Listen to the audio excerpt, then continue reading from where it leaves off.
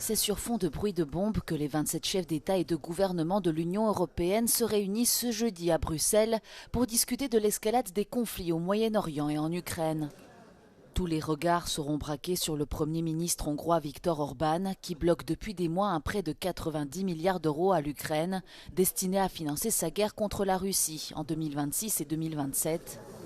Les chefs d'État et de gouvernement européens vont tenter une fois encore de mettre la pression sur Budapest, mais rien ne dit qu'ils y parviendront car Viktor Orban se sert de ce bras de fer musclé avec Kiev dans sa campagne électorale pour les législatives du 12 avril prochain. Autre point majeur à l'ordre du jour, l'escalade de la guerre au Moyen-Orient et ses conséquences dans le monde entier.